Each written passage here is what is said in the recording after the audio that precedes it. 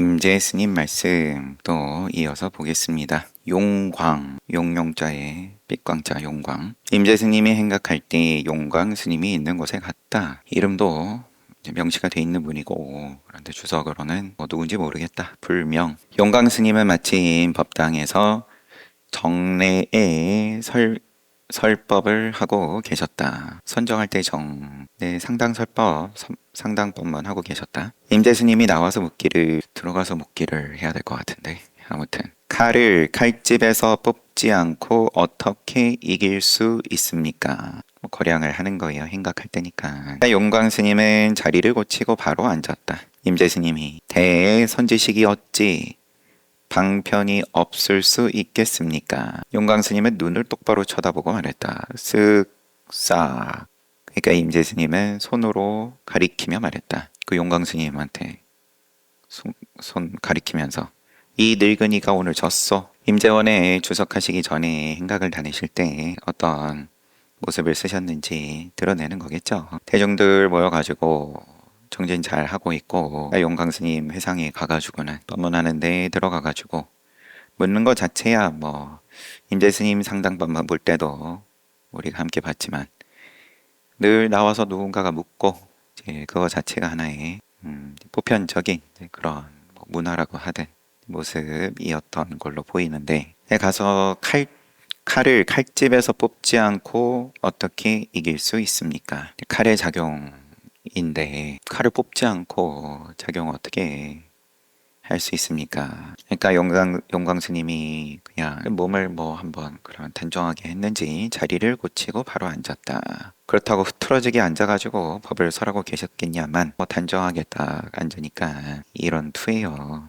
대선지식이 그거밖에 없어요. 그러니까 용광 스님이 쳐다보면서 쓱싹 칼질하는 소리를 낸 거고, 거기다가 손가락질하면서 네가 졌다 이런 거니까. 그러고 나면은 뭐냐 이거죠. 용광 스님이 안목이 있는 분이든 아니면 그렇지 않든 중요한 거야. 그럼 그 자리에서 법문을 듣고 있는 입장에서 제일 중요한 것도 아니고 유일하게 중요한 건 내가 깨닫는 문제니까. 용광 스님도 그러면 거기에 격발이 되든, 그래서 뭔가 미진하게 남아있던 게 그 자리에서 크게 한번 또 벗어나든, 아니면은 그러든지 말든지 누군가 와가지고 저렇게 분탕 치는 게 비단 임재 스님만이었겠냐.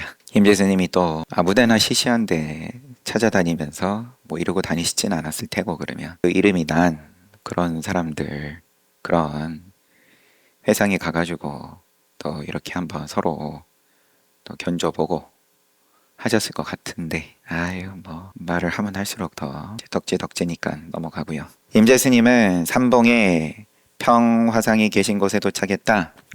평화상이 묻기를 어디서 왔는가? 황벽 스님 화에서 왔습니다. 황벽 스님은 어떤 말씀으로 가르침을 내리시는가? 어떻게 가르치셔? 앞에 위산 스님이 물었을 때는 이미 편지 전달했습니다. 임재 스님께서 황금의 소 금우가 지난 밤에 용광로 불 속으로 들어간 뒤 지금까지 자취가 보이지 않습니다. 황금수도 그러면 대단하다면 대단한 걸 텐데, 그런데 자취가 없다. 평화상이 맑은 가을 바람에 옥필이 울리는 소리를 누가 들을 수 있는가? 가을로 많이들 이야기하세요. 지금 우리가 느끼는 가을하고 참 그 정치가 다르지 않았나 싶습니다. 다 같이 늦가을인 거죠. 가을 중에서도. 내지는 초겨울이든 다 같이 수확, 이제 풍요를 보낸 다음에, 그 다음에 겨울로 접어들 때에는 어떻게 보면은 얼어 죽든 굶어 죽든 그때 사회의 상황에 따라서 그것도 오르락내리락 했겠지만, 어쨌든 그게 드물지 않던 시절일 테니까 가을 한번, 겨울 한번 지나고 나면은 마을에서 아무개가 갔다더라 등등 노인이고, 내지는 또 영유아 사망률도 높을 테니까, 그러면은 그 겨울을 맞이하는 입장이, 느낌이 많이 달랐지 싶어요. 맑은 가을 바람에 옥필이 울리는 소리를 누가 들을 수 있는가? 임재 스님이 말했다. 좀 더 글쎄 과장해서 얘기하면 그러면은 이제 지옥 문 앞을 두고서 한번 또 거기 지나고 나면은 또 이제 봄을 맞이하고 여름 지나고 또 풍요를 누리고 하는 거지만 어쨌든 그러면은 이제 슬금슬금 그런 시절 겨울을 앞두었을 때에 하지만 거기는 거기대로 옥필이 울리는 소리를 그럼 누가 들을 수 있는가? 임재스님이 바로 만겹의 관문을 뚫고 지나가 버려 맑은 하늘에도 머물지 않습니다. 뭐 맑은 가을 내지는 뭐 겨울에 입구를 얘기합니까? 봄, 여름, 가을, 겨울도 다 떠났다 그러면은 뭐 욕게 떠난 거니까 천상이라고 하더라도 그러면 천상의 봄, 여름, 가을, 겨울도 여전히 있을 테고 인과의 세상이니까 삼계 어디에도 머물지 않습니다. 평화상이 그대의 한 가닥 물음 대단히 높구나. 임재스님이 근데 뭐 순순히 지나가진 않았을 테니까 뭐라고 하시냐면 용이 황금빛 포항의 새끼를 낳으니 푸른 유리빛의 허공을 뚫고 날아감입니다. 그 평화상이 자 앉아서 차 한잔 해 이러고 끝났습니다. 앞에 분위기가 좀 다르죠. 삼봉의 평화상 계신 곳에 가가지고는 어디서 왔는가 황벽스님께 있다 왔습니다. 그분은 무슨 소리 하는데 황금소가 지난 밤에 뭐 과거와 지금을 이야기하지만 황금소는 지난 밤에 두고 왔습니다. 지금은 자취 없습니다. 모양이랄 거야 뭐 다 옛날 이야기입니다. 그러면 작용은 할 줄 알아? 모양 없는데 그러면 돌멩이 아니야? 가을 바람의 옥피리 소리는 들을 줄 알아? 누가 들어? 그러니까 만겹 관문을 뚫고 그것도 지나가서 맑은 하늘에도 머물지 않습니다. 그대의 한 가닥 무릎은 지금 없었지만 여하튼 너의 그러면은 한 가닥이 뭐 대단히 높구나. 근데 말씀을 아끼지 않으셨습니다. 평화상이 그러니까 임재 스님이 용이 황금빛 봉황 새끼를 낳으니 푸른 유리빛의 허공을 뚫고 날아감 입니다. 용이 용을 낳고 이게 아니라 용이 황금 봉황을 낳았다. 푸른 유리빛 허공을 뚫고 날아갑니다. 차 한잔해라. 이제 이 여기서 푸른 벽자 벽암록도 그러하고 내지는 우리 서양 사람 표현할 때 벽 안에 눈푸른 이런 근데 선문에서는 깨달음에 빗대가지고 신령스러운 거에 붙이는 표현인 거죠. 푸른 유리빛, 유리도 보석인 거고 투명한 보석인데 깨달음의 투명함이니까 그게 허공을 뚫고 날아갑니다. 근데 앞에 상당법문 하실 땐 뭐 이런 소리도 뭐 굳이 안 하셨으니까 그냥 뭐 방망이가 이미 활이 이미 푸른 유리빛이다 고지말로 하면 그러셨을 테니까 행각할 때니까 그리고 또 선배 스님에 대한 존중이라면 존중이고 높은 칭찬을 아끼지 않는 평화상의 말씀에 대해서 그러면은 거기에 대한 답을 아주 거창하게 하지만 몽둥이를 날릴 때 하고 과연 조금 더 다름이 있었겠냐 이어집니다. 또 묻되 평화상이 묻습니다. 요즘은 어디서 떠나오는 길인가? 황벽스님의 법을 이은 거고 임재스님께서 용광스님의 회상에서입니다. 앞에 이야기에 이어지네요. 손가락질하면서 네가 졌다 하던 용광스님 회상에서 왔습니다. 용광스님은 요새 어떻게 지내는가? 임재스님은 바로 나가버렸다. 글쎄 이렇게 살을 함부로 붙여야 될지 모르겠지만 몇 번 받아줬더니만 계속 구질구질한 소리 해 이런 투일난지 도 얘기하면 됐지 뭘. 용광스님을 그러면 지금 평화상이 모르고 물었을 것 같으면 그럼 더 주고받을 것도 없고 알고 물었어도 다 시시한 소리고 그렇게 시간 많아요. 임재스님이 대자스님 계신 곳에 도착했을 때 대자스님은 방장실에 앉아 있었다. 임재스님이 방장실에 정자하고 있을 때의 경제는 어떻습니까? 가가지고 앉아있는 사람한테 그러면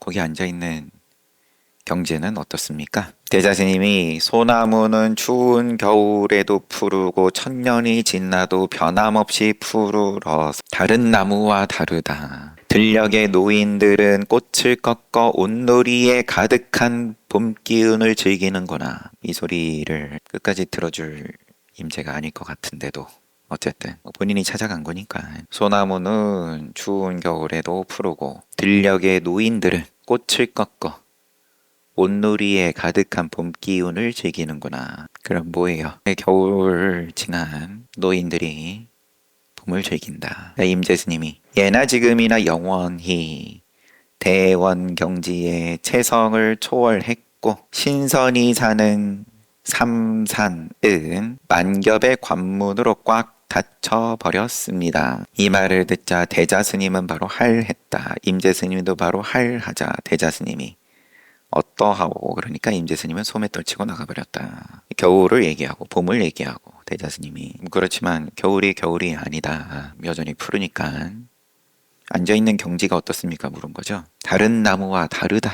들녘의 노인들은 꽃을 꺾어서 온누리에 가득한 봄 기운을 즐긴다. 이게 여기 앉아있는 경지야. 하고 좀 너스레라면 너스레로 보이지만 임재스님이 예나 지금이나 영원히 대원경지의 채성을 초월하고 신선 사는 삼산의 만겹 관문으로 심선이 사는 삼산 만겹의 관문으로 꽉 닫혀 버렸습니다. 그러면 느낌이야 뭐 그렇게 맞장구를 쳐주고 긍정하는 느낌하고는 조금 아니죠. 그러면은 혼자 방장실에서 그런 경지에서 신선노름하니까 좋아요.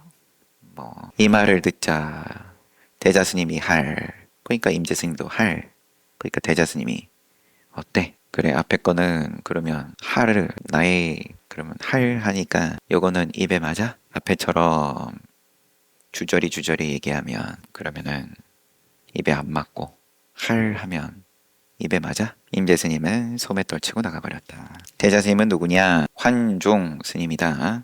백장의 법을 이었다. 성공대사라고 한다. 이런저런 데에 전기가 실려있다. 그래도 선사로 이름이 높은 분이었다. 조당집, 송고승전, 전등록 등등에 실려있다. 그 다음에 임재스님은 양주에 화엄스님 계신 곳에 도착했다. 화엄스님은 주장자에 의지하여 조는 척하였다. 조는 척했다. 임재스님이 앉아가지고 주장자에 기대가지고 꾸벅꾸벅하고 계시니까 노장님이라고 되어 있습니다. 졸아서 어떻게 합니까? 졸면 돼요. 화엄스님이 훌륭한 선객은 정말 다르구나. 임재스님이 시자야 차 가져와서 노장님께 드려라. 화엄스님은 유나를 불러서 제 3위의 이 큰 스님을 모시게 하고 끝났어요. 조는 척을 했든 진짜 졸았든 좀 거기다가 졸면은 어떻게 해요? 라고 가가지고 잔소리하는 모양을 쓰니까 딱 잘 앉아있는 데 가니까 거기다가 대고는 그 자리에 앉아있는 경지가 어떻습니까? 라고 거량하고 조는 사람한테 가서 졸면 어떡합니까? 또 거량하고 참 훌륭한 선객이네 하니까 시자야 차 가져와서 노장님께 드려라. 잠 좀 깨고 정진 잘 하시게. 그러니까 화엄스님이 유나를 불러가지고 책임자 불러가지고 제 3위에 이른 이 큰 스님을 모시게. 다시 제 3위에 이 큰 스님을 모시게. 이러면 첫 번째 자리는 방장 스님이고 두 번째 자리는 수자든 그 다음에 모셔라.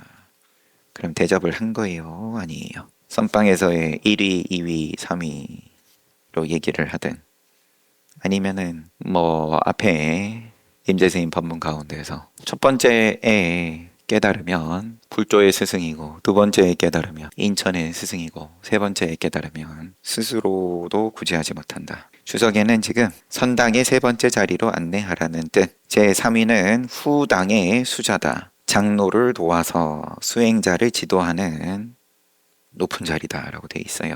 그러면은 더 행간을 굳이 더듬을 거 없이 쓰여있는 말만 가지고 보면 되니까 다 어차피 분별이니까 그만큼 인정받았다. 임재스님은 취봉스님 계신 곳에 도착했다. 취봉스님은 어디서 오는가? 황벽에서 왔습니다. 황벽산에서.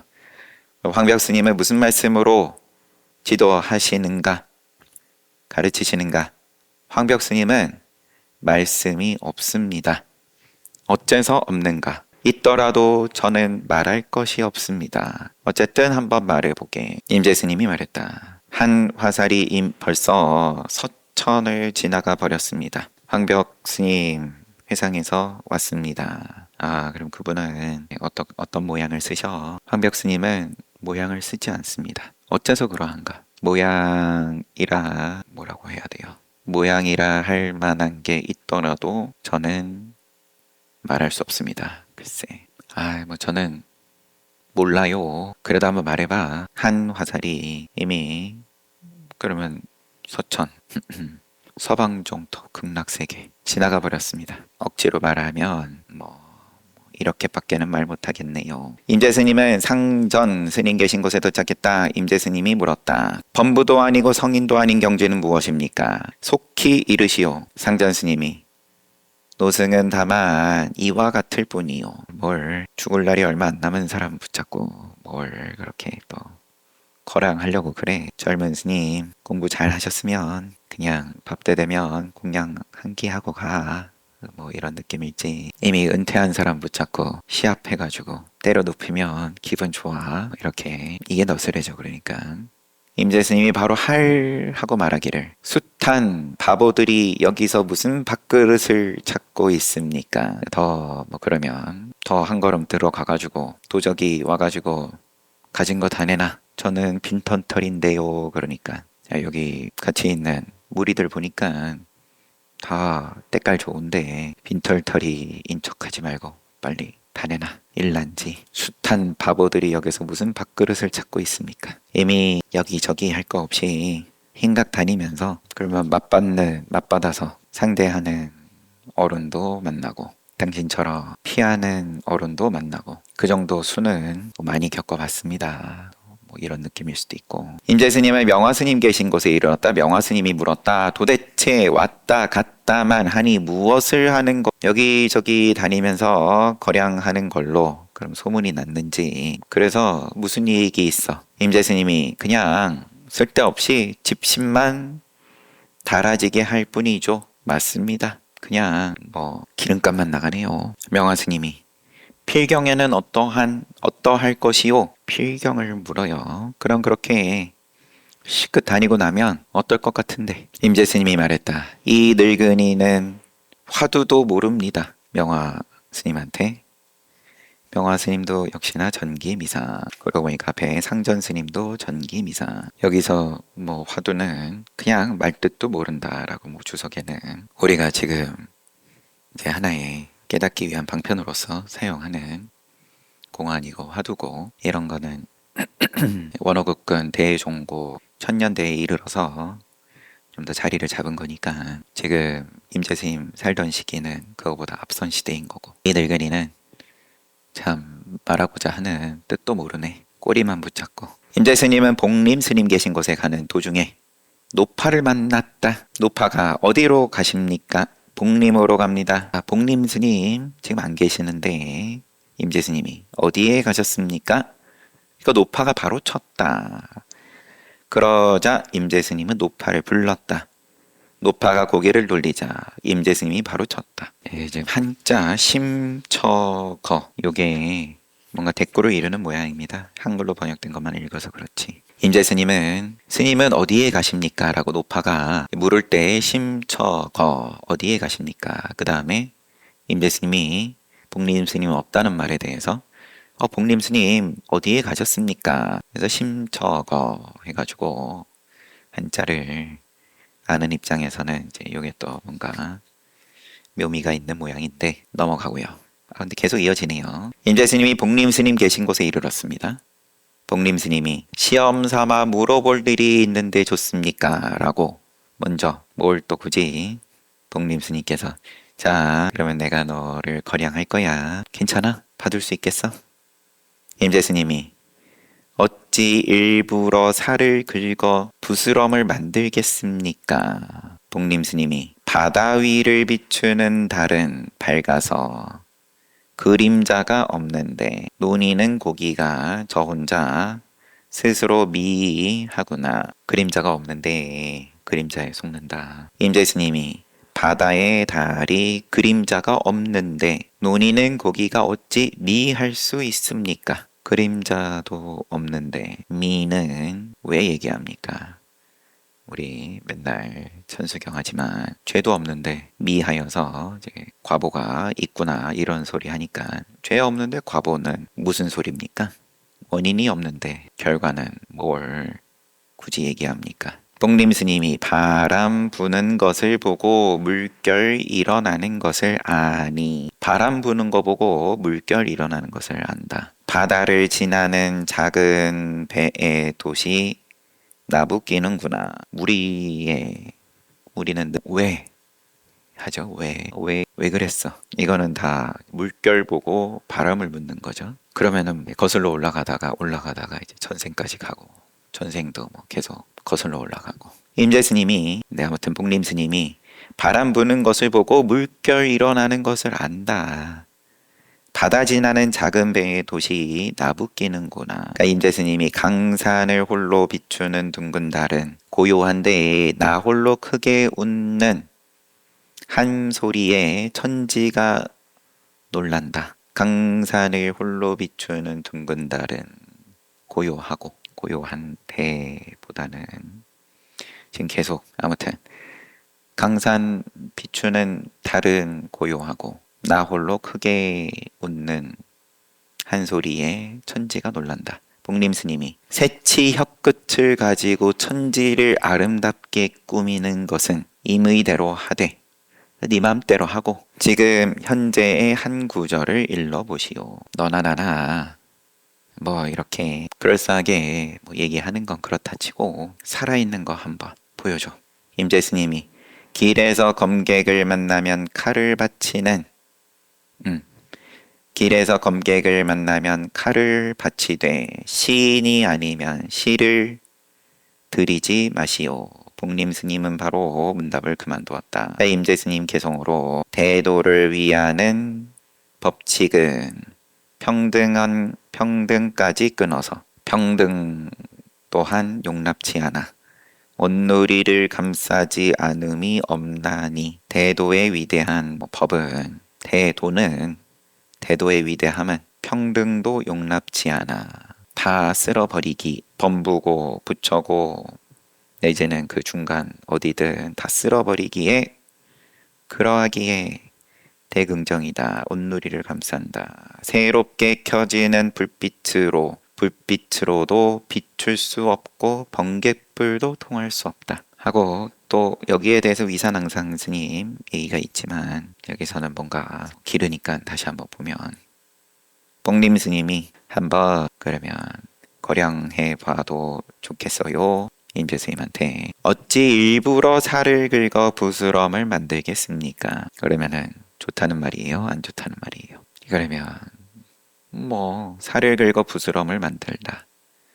선을 갖다 붙이든 긍정을 갖다 붙이든 부정을 갖다 붙이든 결과는 늘 부스럼인데 그러면 스님 하고 싶은 대로 하세요. 복림 스님은 그러니까 바다 비추는 달이 달은 밝아서 본래 그림자 없는데 그렇지만 물고기 사는 곳에는 늘 그림자 투영되니까 거기에 미하더라. 임재 스님이 그림자 없는데 미함은 어디에 있습니까? 어찌 미할 수 있습니까? 복림 스님이 바람 부는 걸 보고 물결 일어남을 알고 바다 지나는 작은 배 도시 나부낀다. 바다에 작은 배 도시 나부낀다. 작용을 바람 불면 작용하는 거니까 그러면 작용을 모양은 없지만 신령스러움인데 깨닫고 보니까 그렇게 그림자에 뭐 속았다 속은 것도 신령스러움이다.